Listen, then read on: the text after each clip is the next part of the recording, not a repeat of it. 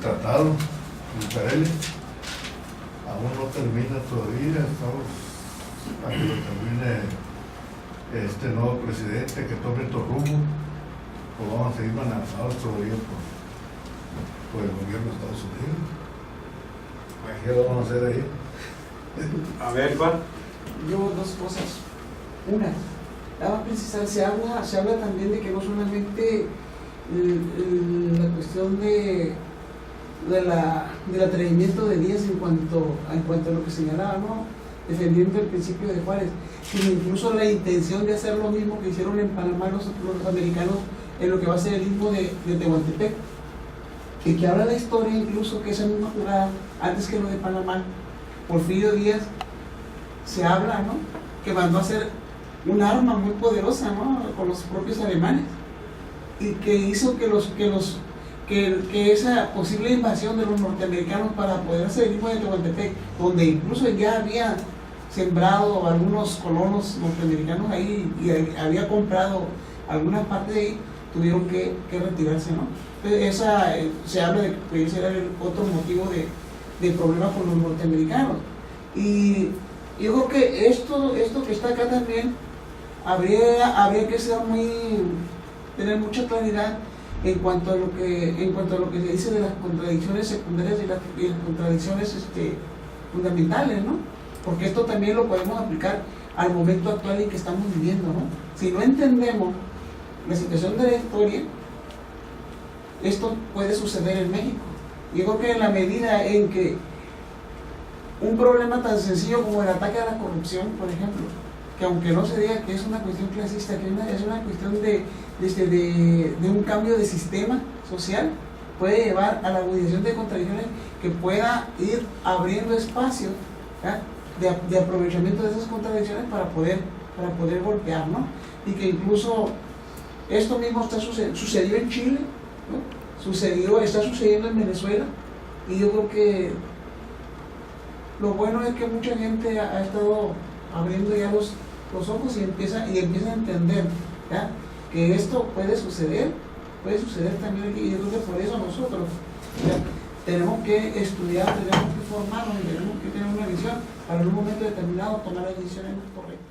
Sobre el Plan Nacional de Desarrollo, no sé si ya vieron el video de Andrés Manuel, donde dice que hasta en los gobiernos anteriores siempre se había hecho como las directrices que mandaban las potencias en relación a los planes de desarrollo, que siempre se decidía las políticas internas en base a lo que dictaban los organismos internacionales, y el tema lo veo muy interrelacionado con lo que mencionaba usted sobre que Estados Unidos siempre ha querido tener un control mundial sobre los demás países o los países en desarrollo, y en este caso México, pues es bueno que de alguna manera ya los planes nacionales de desarrollo sean realmente hecho aquí en México y no siguiendo las directrices de otros países que nada que ver con México.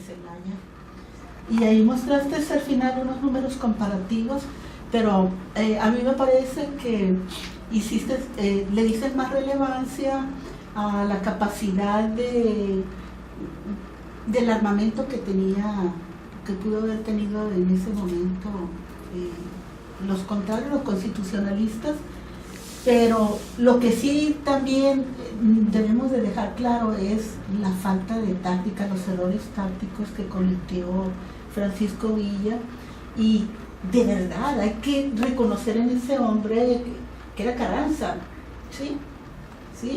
Pregunto. Una inteligencia muy aguda, sabía perfectamente estudiar todo lo que era el terreno.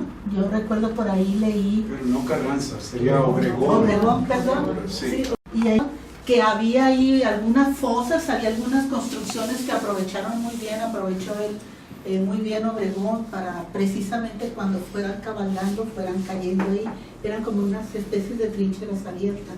Entonces sí fue falta de estrategia de nuestro señor Francisco Villa, y de seguir atacando bajo el mismo diseño, la misma ruta, a pesar de haber tenido ya otras derrotas con él, y reconocer, ¿no?, que ahí pudo haber sido la historia diferente.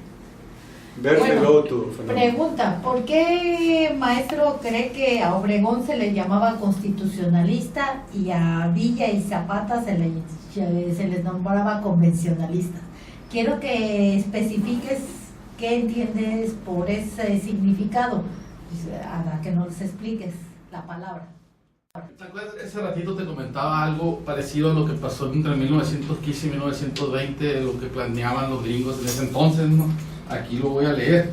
Fue por parte de Robert Lansing, secretario de Estado norteamericano en la administración de Woodrow Wilson, de 1915 a 1920. Él dijo: México es un país extraordinario, fácil de dominar, porque basta que con controlar un solo hombre, el presidente. Tenemos que abandonar la idea de poner en la presidencia a un ciudadano americano, ya que esto llevaría otra vez a la guerra. La solución necesita más tiempo. Debemos de abrir a los jóvenes mexicanos ambiciosos las puertas de nuestras universidades y hacer el esfuerzo de educarlos en el modo de vida americana, en nuestros valores y en el respeto al liderazgo de Estados Unidos. Con el tiempo esos jóvenes llegarán a ocupar cargos importantes. Finalmente se adueñarán de la presidencia. Entonces, sin necesidad de que Estados Unidos gaste un centavo o dispare un tiro, harán lo que queramos y lo harán mejor y más radicalmente que nosotros. Y eso pasó, pues, a partir de 1982, todos esos neoliberales que estudiaron en Yale, que estudiaron en universidades de Harvard, llegaron al poder y trajeron el neoliberalismo a México. Pues ahora mi pregunta es, los gringos siempre han estado, pues, al pendiente de lo que hacemos. ¿Qué va a pasar ahora que haya un presidente con una visión distinta? ¿Irán a permitir que haya cambios?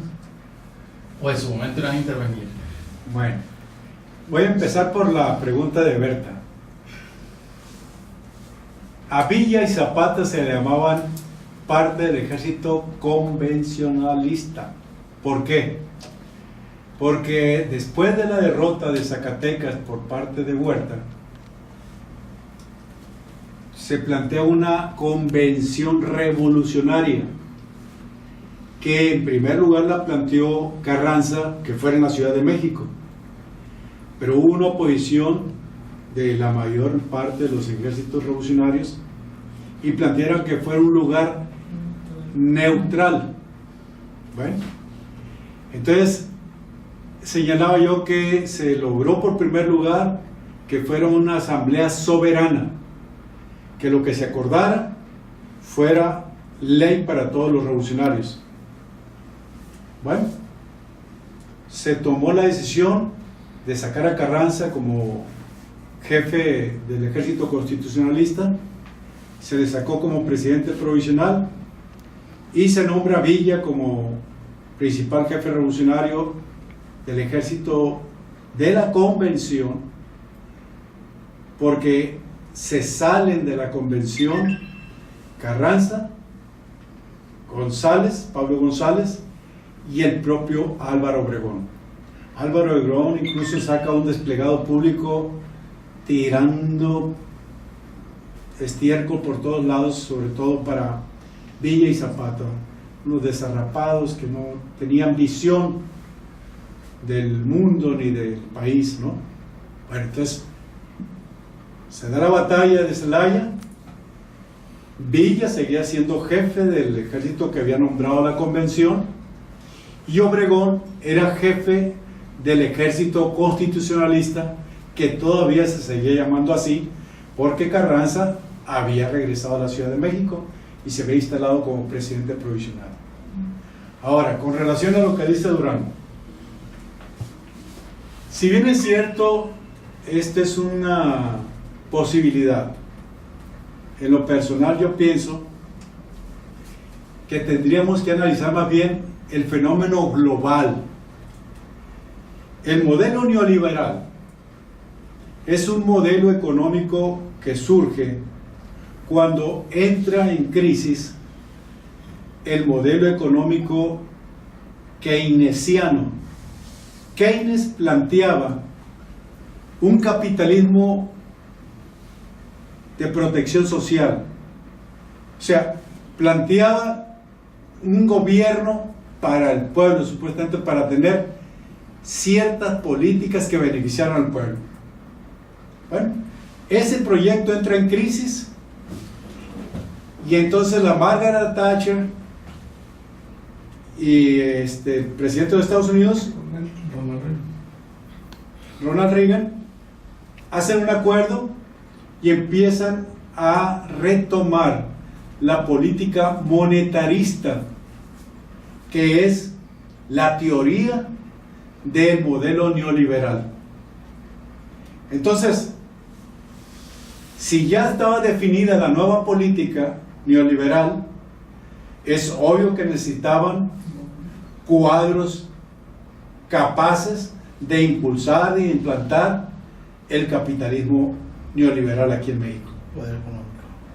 Por eso Salinas juega un papel fundamental, porque ni siquiera Miguel de la Madrid Nadie. tenía la capacidad intelectual para impulsar el modelo neoliberal.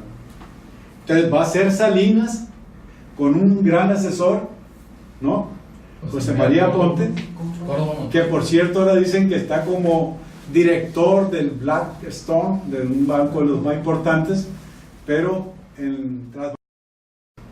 bueno, entonces, si bien es cierto los gringos planean para el futuro, también es cierto que no las pueden de todo a todo. Ahorita, por ejemplo, están en una crisis desde 2008 y no han podido salir de la crisis.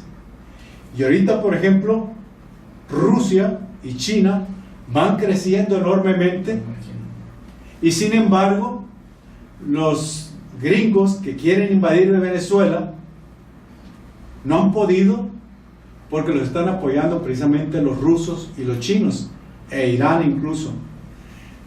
Entonces, en toda la historia de la humanidad, los imperios ascienden, llegan a su clímax, pero llega un momento en que empiezan de bajada. A mi personal punto de vista, creo que Estados Unidos está de bajada ahorita. Ese submarino que acaban de flotar los rusos, que mide 200 metros de eslora, que tiene drones acuáticos atómicos, que son capaces de bajar hasta 15 kilómetros a la profundidad del mar y lanzar los drones, y esos drones son radiactivos, con una potencia 100 veces mayor que las bombas de Hiroshima y Nagasaki, de tal manera que pueden crear un tsunami en las puras ciudades de Nueva York o de Washington o las principales ciudades norteamericanas y acabar con ellas.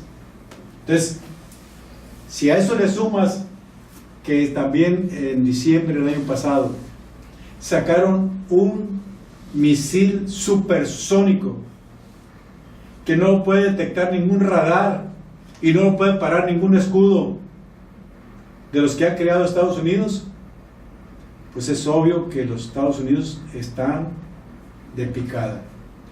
Y un dato más: cuando estuvieron en Siria los gringos, en la primera etapa los rusos no participaron. En la segunda etapa ya les pasaron escudos militares antibalísticos y fueron de segunda generación. Y ahora que Donald Trump se puso de acuerdo con Francia, con Alemania, con Inglaterra, y tiraron un ataque de 107 misiles, 96 misiles lo lograron parar esa defensa balística de los rusos, que obviamente la estaban operando los sirios. Por eso se salen de Siria y vienen a dar América, y han insistido mucho en meterse. Ayer, por ejemplo, fue un día muy importante.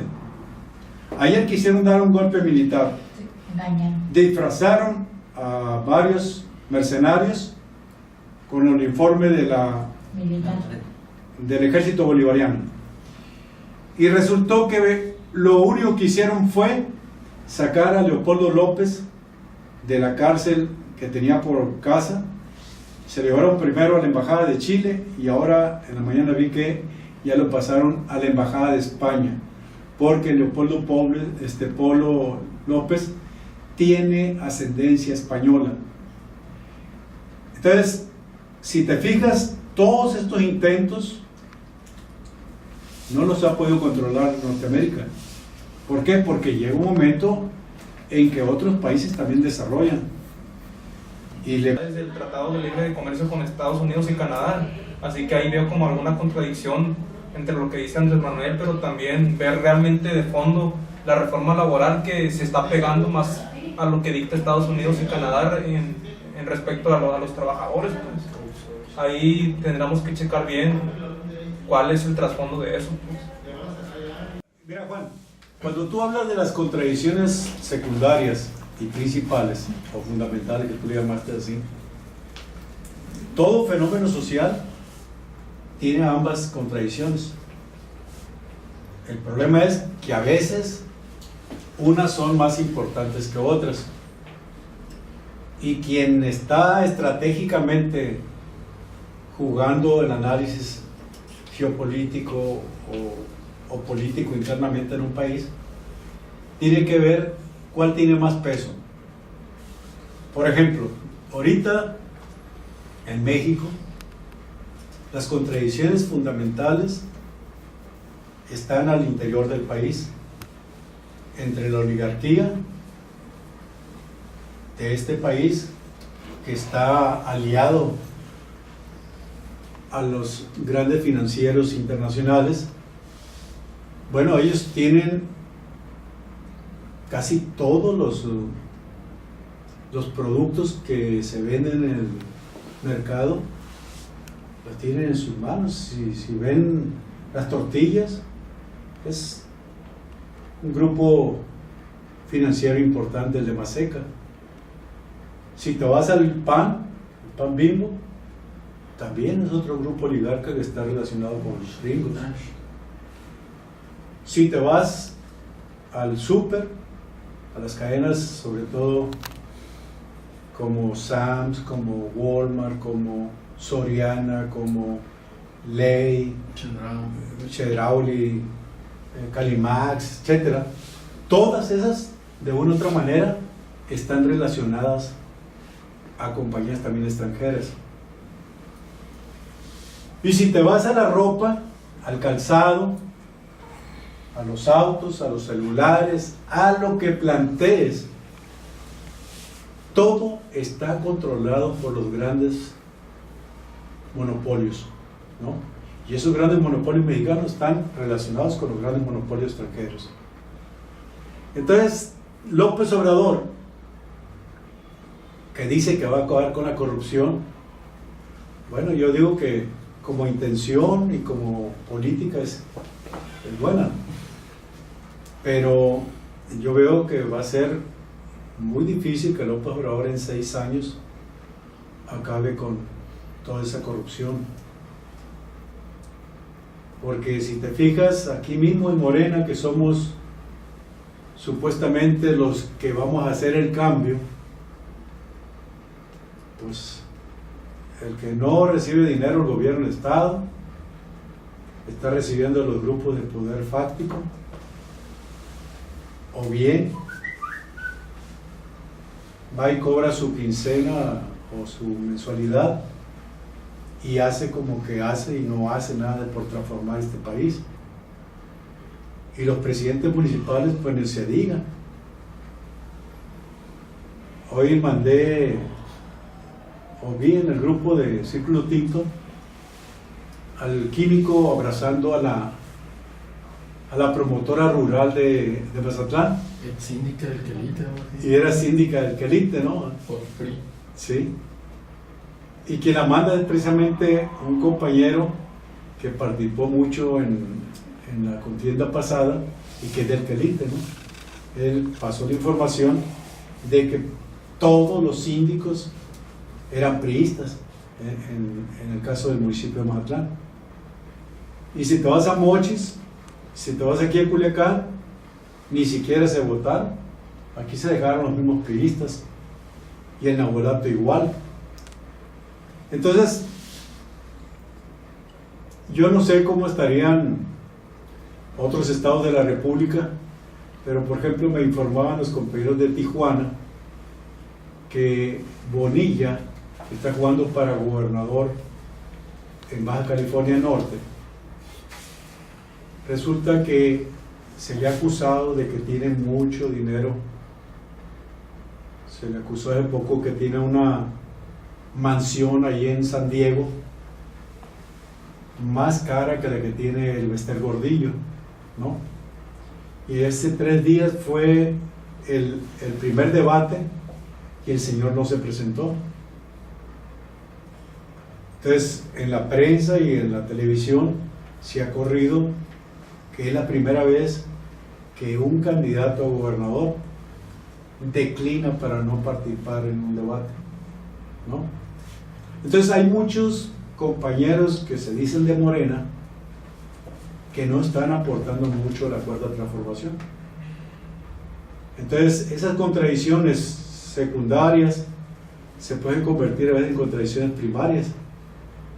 Toda esa gente, por ejemplo, como el químico, como Estrada Ferreiro, como el señor William Champs de acá de Mochis, que son las principales cabeceras del estado, fíjate que todo lo que están haciendo es en contra de Morena, en contra de las transformaciones que supuestamente debiéramos estar haciendo, ¿no? Entonces la ley de la dialéctica pues tiene su complejidad, pero un marxista que ha leído y que ha estudiado las leyes de la dialéctica las puede utilizar hábilmente para analizar la problemática de este país. Ahora tú, Nidia, tú dices que me basé más en las cifras, ¿no? En el caso de Villa, yo señalé que sí hubo estrategias y tácticas equivocadas, ¿no? Que en el caso de Villa era evidente que quería con la misma táctica de siempre arrasar rápidamente al ejército de Obregón. Ahora, yo no creo que es una tesis que se ha manejado mucho, que como ya estaba la Segunda Guerra Mundial, la Primera Guerra Mundial, que empieza en 1914,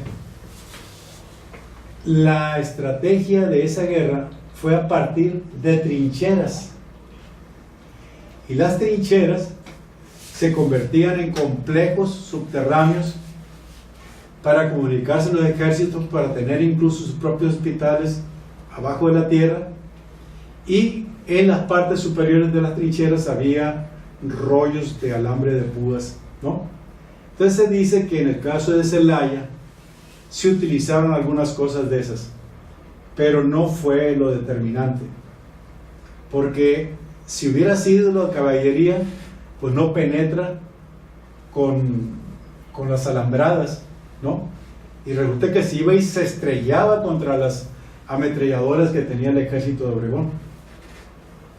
Entonces yo creo que ese no fue determinante. Lo determinante creo que fue la estrategia, la táctica que utilizó Villa, de desesperación, de no haber estudiado bien el terreno, y que además tuvo, bueno, también el armamento que dice Durán, ¿no?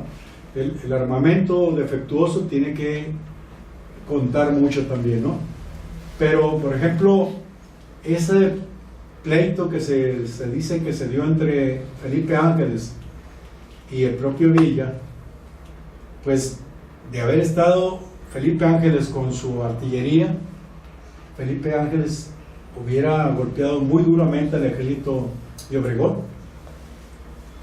Muchas veces se dice que los coroneles tiraban bombas y bombas de los cañones como si fueran luces de bengala en la noche, o sea, sin ningún objetivo militar. Entonces creo que sí hubo errores de ese nivel de estrategia y táctica. Ahora usted, amigo Oscar, como fue el primero, no me acuerdo qué preguntó. Ah, no, está bien esto. Ahorita bien. Estuvo bien lo que comentaba en relación a este caso de Celaya y esas estrategias que estuvieron a lo mejor fallas por parte de Villa, porque en esas murallas que pusieron efectivamente declaraba que hubo alambrados también para la caballería que llevaron, porque la mayor parte era caballería la que tenía Villa, y la gran cantidad de ejército que tenía. Pero tropezarse una vez, 2 veces, 3 veces, 10 veces, 20, 30, 40 sobre la misma estrategia, pues eso debilitó quitó a la cuestión de la militancia, los hizo retroceder, ya posteriormente con muchas bajas, ya sin armas, en una situación completamente casi de derrota. Entonces Obregón posteriormente en la última embestida que da Villa, ya no los deja. Anteriormente solamente los recibía y solamente se defendía. Posteriormente, entonces, ya Obregón va después de ellos, los sigue, los persigue, ahí es donde se termina esa situación. De lo que yo le había comentado era sobre el último comentario que hizo usted aquí sobre el Tratado de Bucareli. Sobre el Tratado de Bucareli, que supuestamente pues está vigente pues todavía, y supuestamente termina ¿para dónde? Para el 2023, algo así, y que Estados Unidos está reclamando ese tratado para ¿cómo se llaman? Los gobiernos anteriores, pues, que tenían ese compromiso de terminar el país a base de darles todas las cuestiones de beneficio social para el país, ¿no? Y ahora con este nuevo presidente, ¿qué es lo que va a suceder o qué estrategias se van a implementar, alguna situación para terminar con ese tratado, que ya no siga, que ya no continúe? Bueno, la próxima sesión va a ser la muerte de Emiliano Zapata, el asesinato, y ahí vamos a ver las contradicciones burguesas entre Carranza y Obregón. Y ahí vamos a ver que efectivamente, a pesar de que han dado juntos el camino de la revolución para tumbar a Huerta y luego para tumbar a Villa y luego para tumbar a Zapata, sin embargo van a tener contradicciones, porque las contradicciones de clase se dan en función de los intereses.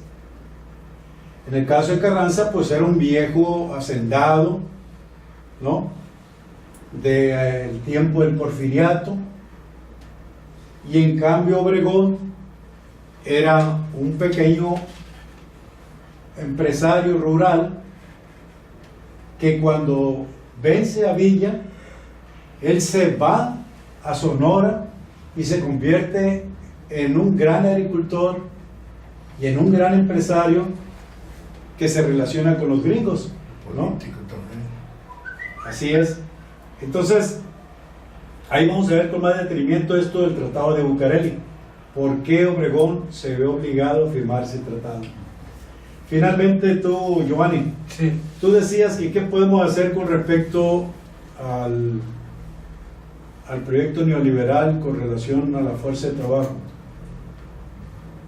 En lo personal, yo no pienso que mientras los Estados Unidos no destierren o no terminen con el modelo neoliberal, López Obrador va a seguir nadando de muertito, ¿no?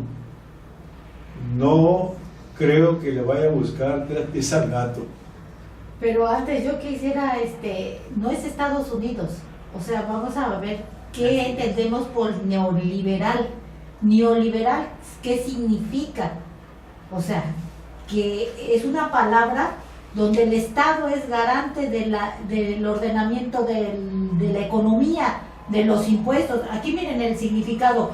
El capitalismo, a ver, déjenme terminar. El capitalismo, y aquí está el significado, lo estoy viendo. El capitalismo sí va a existir y Obrador no puede quitar, porque tendría que ser un país, entraría el socialismo.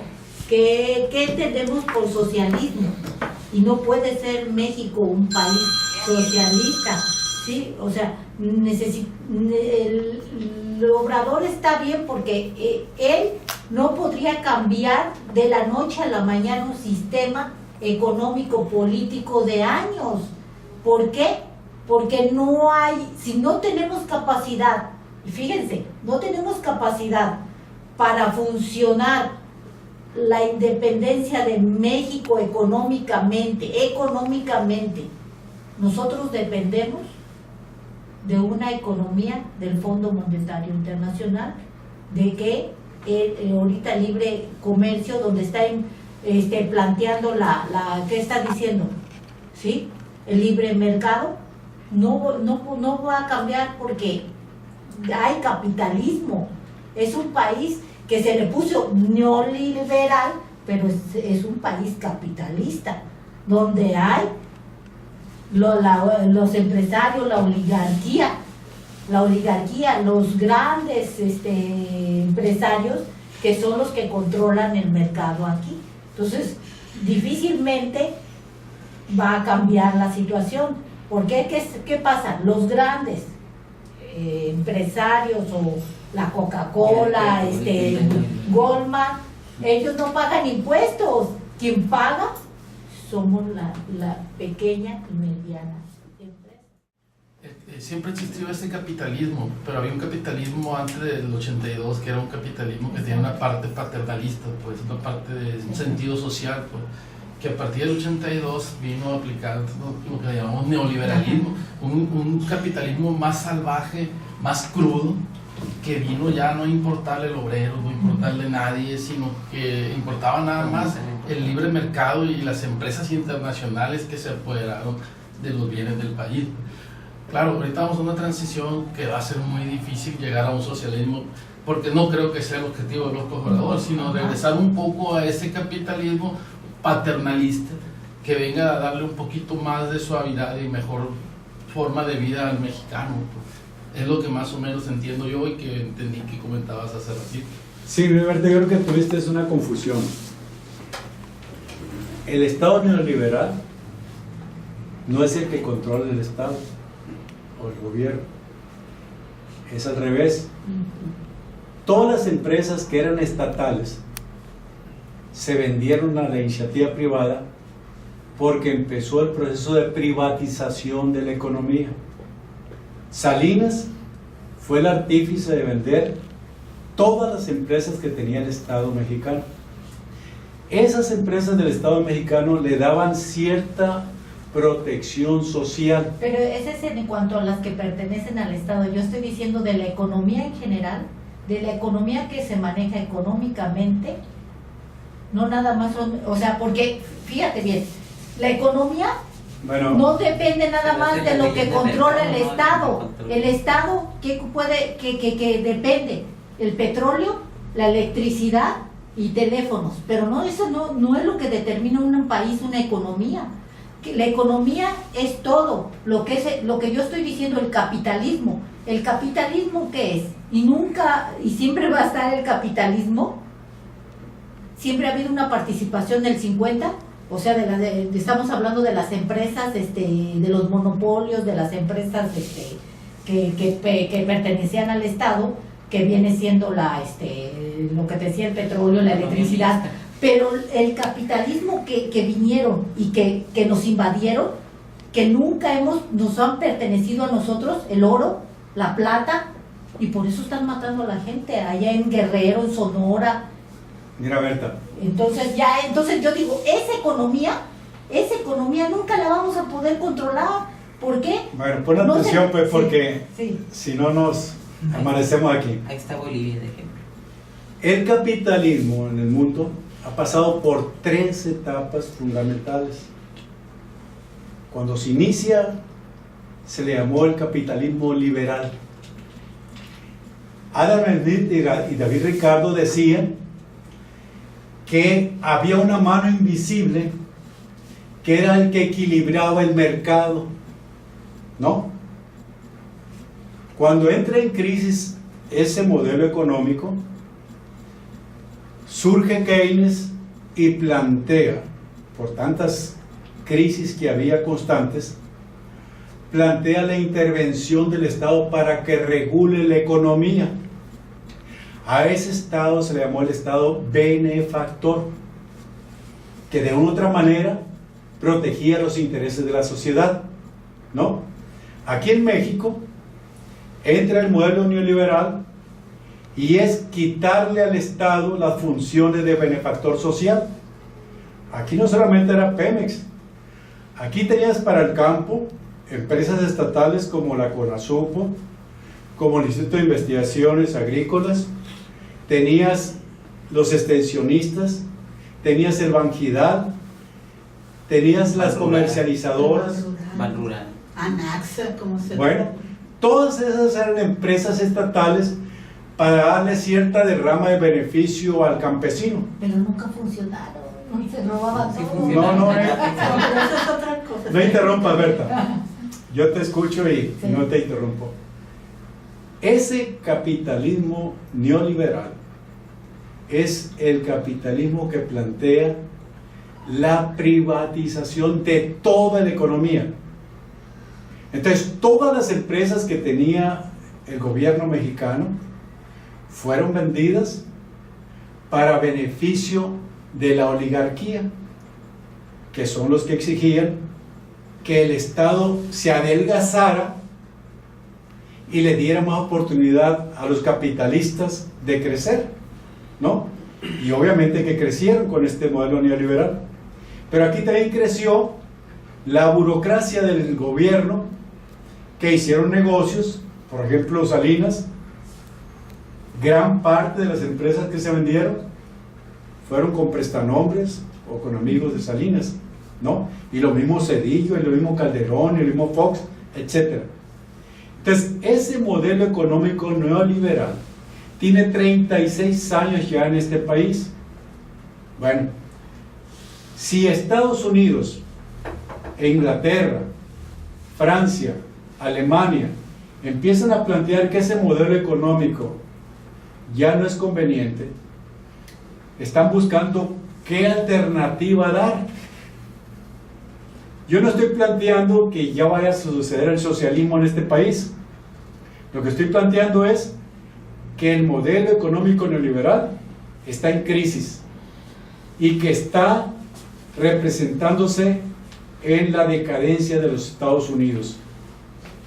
Por eso yo planteo que López Obrador no puede efectivamente buscarle 3 pies al gato. Tiene que llevársela de muertito buscando cómo se aclare el panorama internacional. Fíjate por qué tuvo una posición política de no intervención con Venezuela. Porque López Obrador también tiene asesores ahí que le están viendo la geopolítica mundial y le dicen: no te metas a apoyar a los gringos porque los gringos ya van de bajada, y en cambio los rusos y los chinos van de ascenso. Entonces, por eso yo te digo, el capitalismo sí ha existido, pero ha existido en distintas etapas de la humanidad. No ha sido todo el tiempo igual. Entonces, hoy es posible que López Obrador lo que quiera es lo que decía Durán: regresar al modelo paternalista del Estado, que es lo que está tratando de hacer, ¿no? Con esos programas para los viejitos, para los jóvenes, para los inválidos, etcétera, etcétera. Es una forma de que el Estado proteja un poco la economía de los más pobres. Una moción nada más. Bueno, y después Juan. Por eso, no sé si se ha fijado que nos critican mucho como el viejo PRI, porque los panistas neoliberales asociados al PRIAN, que le podemos llamar, ellos estaban en contra de ese modelo capitalista paternalista, pues antes del 82, Entonces ellos dicen que ahora ese modelo con López Obrador está regresando, por eso estamos regresando al viejo PRI. Pero López Obrador, la diferencia que trae es que quiere quitar esa corrupción, que usted dice que sus programas de entonces nunca funcionaron porque había mucha corrupción. Es cierto, hubo muchos políticos del PRI de antes del 82 que se enriquecieron al estar al frente de CONASUPO, al estar enfrente de todo este tipo, que eran buenas, políticas buenas que venían a ayudar al pueblo. Pero desgraciadamente se viciaron. Y esa es su contribución. Ella es la contribución que él trae, porque no, como dice el villano, no podemos llegar a un socialismo así porque es muy difícil. No, porque además él no lo busca. Y él no lo busca, pues él no tiene esa visión marxista que a lo mejor algunos tenemos, ¿no? De antaño, pues, y él no la trae, pues. Y nosotros pues estamos apegándonos a un modelo un poquito más cercano a la forma de pensar de la mayoría de nosotros. A mí me interesa mucho, nada más para a ver si lo puedes abordar, que analizáramos el capitalismo, cómo ha ocurrido aquí, esas 3 etapas en México. Bueno, sería muy interesante. Bueno, a mí no me ha tocado, pero ahorita lo podemos hacer.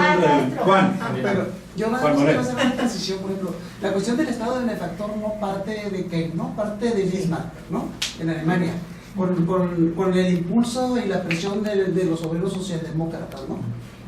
Ahí impulsa el estado de bienestar, pero desde lo social, ¿no? Y entonces en esa etapa precisamente de agotamiento de ese planteamiento viene la propuesta de Keynes, ¿no? Pero Keynes ya no es desde lo social, sino desde la cuestión de lo económico, ¿no? Y entonces en el modelo neoliberal, donde el Estado va a ser desplazado por la cuestión del mercado, ¿verdad? Donde el Estado ya no es el garante, ya no es el que rige, sino empieza a ser el mercado el que define la situación. Y en América Latina, hasta donde yo me he informado, el primer país donde se implanta a través de Friedman es en Chile, no con la dictadura de Pinochet, ¿no? Entonces, yo estoy de acuerdo, Andrés Manuel no tiene la cuestión de la visión de un planteamiento radical, ¿no? Radical de ir hacia el socialismo. Se podría decir que es un socialdemócrata, ¿no? ¿Sí? Alguien que plantea o que incluso quisiera darle un rostro humano, ¿no? A una situación del sistema capitalista. Pero incluso en eso yo soy de la idea que incluso así como le pasó a Fray Bartolomé de las Casas, ¿no? ¿Sí? O como le está pasando a los curas de la teología de la liberación, en el simple hecho de que plantee la cuestión de un proceso como debe de ser defensa de los derechos humanos, de la cuestión de que la derrama, como planteaba Keynes, por ejemplo, se pudiera dar hacia la población, incluso ahí va a haber oposición, ¿no? ¿Por qué? Porque está arraigado tan fuerte toda esa situación y está tan complicado y está tan enmarañado y la corrupción ha sido tan grande y la gente incluso, no solamente esas contradicciones que se han dado, pues no solamente entre los grupos empresariales, entre los grupos políticos, sino incluso de aquellos grupos que plantean un cambio radical también, ¿no? Esas contradicciones también se han dado, aunque podían ser de manera secundaria, ¿no? Pero que muchas veces no se han adoptado de manera correcta, por ejemplo. Y digo esto porque tenemos el ejemplo, por ejemplo, de los salvadoreños, ¿no? Las contradicciones incluso de los compañeros revolucionarios que entre ellos mismos se han asesinado, ¿no? O el proceso guatemalteco donde el poeta Roque Dalton, por ejemplo, es asesinado también, o incluso en nuestro país, ¿no? Entonces, yo creo que el proceso, yo entiendo, por ejemplo, cuando Berta decía la cuestión de que no es Estados Unidos, yo creo que cuando hablamos de neoliberalismo, no es Estados Unidos, ¿no? Es un conjunto de ese poder, ¿no? De ese poder mundial, ¿no? De las grandes potencias mundiales que han llegado a un consenso, ¿no? Que han llegado a un consenso para impulsar un proyecto, ¿no? Y obviamente que el neoliberalismo no es la situación más que la ideología que sustenta a un proyecto de carácter económico mundial, ¿no? Y que tiene que ver y que invade no solamente la esfera de lo económico, sino de lo cultural, de lo educativo, de todos los espacios, de todos los espacios donde nos podamos imaginar, ¿no? Y yo creo que sí es muy fuerte y es muy arraigado. Y entonces, Por eso yo a veces digo, quisiéramos nosotros transformar muchas cosas. O sea, ¿qué es lo deseable, qué es lo posible, ¿no? Y qué podemos profundizar en un proceso que se está dando, ¿no? Ahorita. Yo, por ejemplo, digo, dice, la cuestión de la reforma no es abrogación, ¿no? ¿Sí? No es una abrogación. Y entonces, la reforma educativa no es una abrogación. O sea, entonces, ¿qué es? O sea, son reformas que tienen que ver con la situación de lo posible, ¿no? De lo posible hasta ahorita. Y que incluso, por ejemplo, en la cuestión del Senado no va para atrás, ¿no? Ni siquiera eso, ¿no? Entonces, esas contradicciones que se van a dar, lo que decías, por ejemplo, se van a dar al interior de Morena, ¿no? Y se van a dar fuera. Yo gusto que también. si esto se ve en otras partes del país, pues denota de que los compañeros que estamos en Sinaloa estamos interesados en discutir la problemática de este país y del mundo, ¿no? Porque a todos nosotros nos interesa también que la correlación de fuerzas mundial favorezcan también nuestro cambio en el país. Sí va a haber con muchos tropiezos, pero por eso mismo nosotros hemos tratado de interesar a la gente a que estudie, porque la unidad, a mi juicio, solamente se da en base a la afinidad ideológica. Hay compañeros que tratan de unir aquí en Morena, pero lo hacen ofreciendo puestos. Mira, si te vienes conmigo te voy a ofrecer tal diputación o tal sindicatura o tal presidencia o regidor, etcétera, ¿no? Y eso, a mi juicio, daña el proceso de unidad de Morena. Porque si estamos viendo que los actuales diputados y dirigentes de Acción Popular pues están muy bajo nivel, y además por su falta de convicción social o de conciencia de clase, pues se están vendiendo. Ahorita, por ejemplo, por eso trajimos a Graciela y la vamos a llevar el domingo a Guasave. ¿Ya confirmó que sí va a estar? Sí. La vamos a llevar porque vemos con preocupación que la puedan tumbar. Nos informaban que hay otro grupo dentro del Congreso que le llaman los resentidos y que empiezan a tirarle a Graciela, de que ella les da la palabra nomás a los de primera y a los de segunda no. Quién sabe quién inculcó esas grillas, pero lo real es que no ven que la contradicción primaria está contra el gobierno del Estado, contra los priistas, y la contradicción secundaria está dentro de los morenistas, pero no deben de agudizar tanto las contradicciones secundarias, porque entonces el PRI y el gobierno, que es la contradicción principal, se va a aprovechar. Decía yo ahorita en el círculo.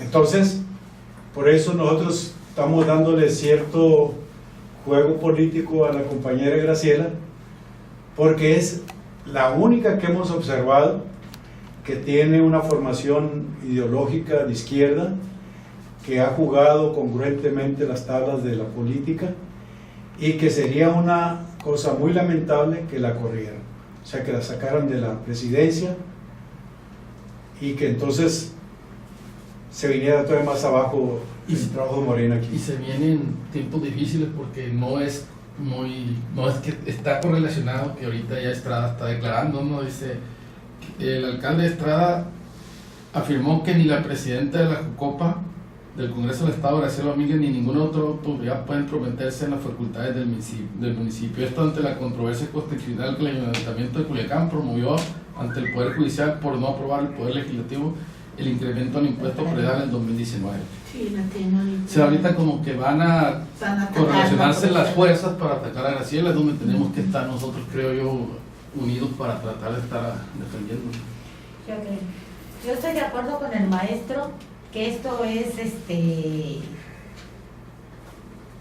muy bueno, que nos preparemos. Si alguna vez en la escuela estudiamos historia y se nos empezó a olvidar, tenemos que volver a retomarlo, tener que volver a empezar, porque a lo mejor la soberbia, muchas veces hay soberbia. Yo ya sé eso, ¿para qué me quieren dar esa clase? No, yo no soy soberbia. A mí me gusta la discusión porque nos alimenta, aunque tengamos errores, como le decía la maestra, no siempre estamos de acuerdo, a lo mejor nos equivocamos, pero en la discusión podemos llegar a un acuerdo y decir, sí, cierto, tú tienes la razón, aunque sea como lo que está pasando con Graciela. Si ella sentara a todos los diputados y vamos a discutir este otro tema, aunque ya se lo sepa, o no, si no se lo saben, se va a ver estos temas que hay que discutir. Entonces, yo veo un problema grave dentro desde un inicio de Morena, que no hay una discusión de los temas que son relevantes en toda la política, en lo que yo le decía, maestro, que trascienden, que van a trascender en la cuestión como ahorita.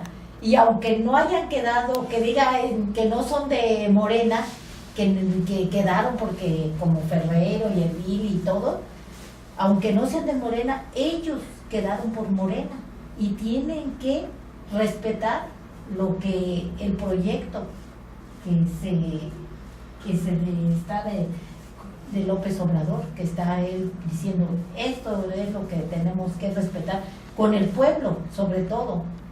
¿Cuál era? Austeridad, que no hay ninguna austeridad, al contrario, están peor que el PRI, se están robando el dinero, acabándola, saqueando.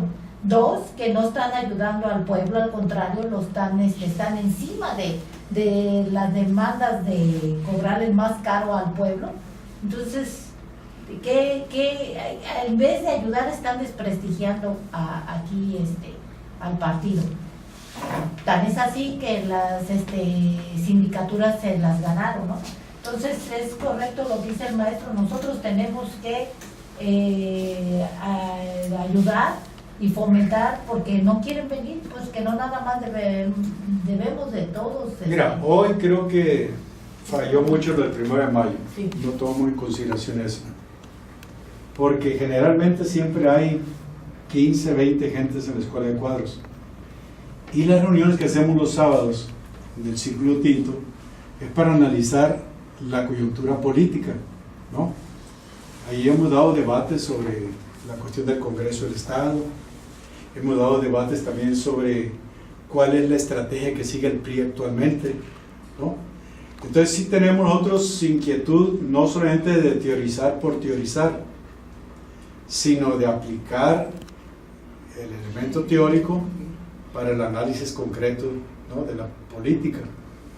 Si nosotros nomás tuviéramos estudie y no lo tratáramos de aplicar, pues sería un gran error, seríamos unos teoricistas nomás. Pero no, nosotros queremos que la gente aprenda para que participe políticamente. Entonces esta vez yo creo que nos falló, no tomamos en consideración que era 1 de mayo, que la gente pues se va de pachanga, ¿no?, después del desfile, y por eso nos falló. Pero el viernes esperemos que en Guasave vaya a estar muy nutrido, y el domingo también, ¿no?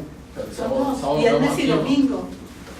Viernes en Guasave, domingo también en Guasave, y el sábado aquí en el Círculo Tinto a las 5 de la tarde.